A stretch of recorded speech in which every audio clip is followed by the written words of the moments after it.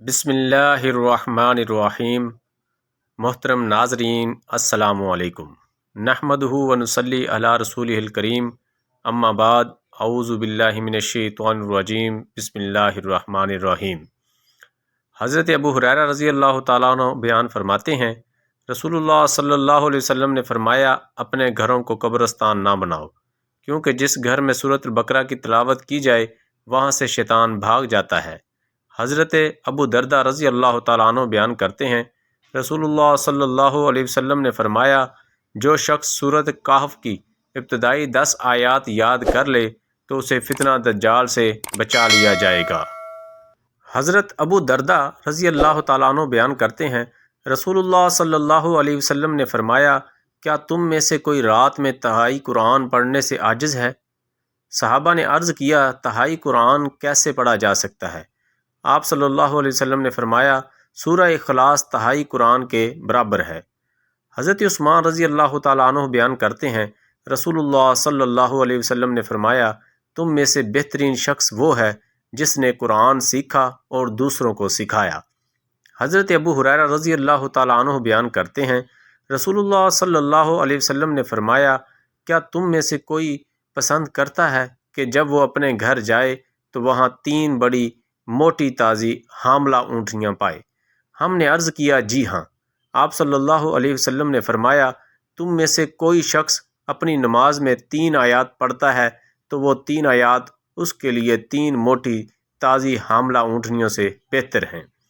حضرت عائشہ رضی اللہ تعالیٰ عنہ بیان کرتی ہیں، رسول اللہ صلی اللہ علیہ وسلم نے فرمایا، ماہر قرآن اطاعت گزار معزز لکھنے والے فرشتوں کے ساتھ ہوگا، اور جو شخص اٹک اٹک کر قرآن پڑھتا ہے اور وہ اس پر دشوار ہوتا ہے تو اس کے لیے دوہرا اجر ہوگا۔ حضرت ابن عمر رضی اللہ تعالیٰ عنہ بیان کرتے ہیں، رسول اللہ صلی اللہ علیہ وسلم نے فرمایا، صرف 2 آدمیوں پر رشک کرنا جائز ہے، ایک وہ آدمی جسے اللہ نے قرآن کا علم عطا کیا ہو اور وہ دن رات اس کی تلاوت و عمل کا اہتمام کرتا ہو، اور ایک وہ آدمی جسے اللہ نے مال عطا کیا ہو اور وہ دن رات اس میں سے خرچ کرتا ہو۔ حضرت ابو موسیٰ رضی اللہ تعالیٰ عنہ بیان کرتے ہیں، رسول اللہ صلی اللہ علیہ وسلم نے فرمایا، قرآن کی تلاوت کرنے والا مومن نارنگی کی طرح ہے، اس کی خوشبو بھی اچھی ہے اور وہ خوش ذائقہ بھی ہے، اور قرآن کی تلاوت نہ کرنے والا مومن کھجور کی طرح ہے، جس کی خوشبو نہیں لیکن اس کا ذائقہ شیریں ہے، اور قرآن نہ پڑھنے والے منافق کی مثال تمے کی طرح ہے، جس کی خوشبو نہیں اور اس کا ذائقہ کڑوا ہے، جبکہ قرآن پڑھنے والا منافق نازبو کی طرح ہے، جس کی خوشبو اچھی ہے اور ذائقہ کڑوا ہے۔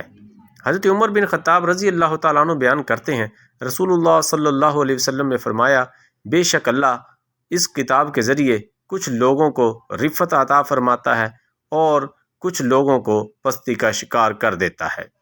حضرت انس رضی اللہ تعالیٰ عنہ بیان کرتے ہیں، ایک آدمی نے عرض کیا، اللہ کے رسول، میں سورہ اخلاص سے محبت کرتا ہوں۔ آپ نے فرمایا، بے شک تمہاری اس سے محبت ہی تمہیں جنت میں لے جائے گی، اور امام بخاری نے اس کا مفہوم بیان کیا ہے۔ حضرت عائشہ رضی اللہ تعالیٰ عنہ سے روایت ہے کہ جب نبی صلی اللہ علیہ وسلم اپنے بستر پر آرام کرتے تو آپ ہر رات اپنے دونوں ہاتھ اکٹھے کرتے، پھر سورہ اخلاص، سورہ فلق اور سورہ ناس پڑھ کر دونوں ہاتھوں پر پھونک مارتے، پھر جہاں تک ممکن ہوتا انہیں اپنے جسم پر پھیرتے۔ آپ صلی اللہ علیہ وسلم اپنے سر، چہرے اور اپنے جسم کے اگلے حصے پر ہاتھ پھیرتے اور آپ 3 مرتبہ ایسا کرتے۔ حضرت ابو ہریرہ رضی اللہ تعالیٰ عنہ سے روایت ہے کہ نبی صلی اللہ علیہ وسلم نے ایک آدمی کو سورہ اخلاص پڑھتے ہوئے سنا تو فرمایا، واجب ہو گئی۔ میں نے عرض کیا، کیا واجب ہو گئی؟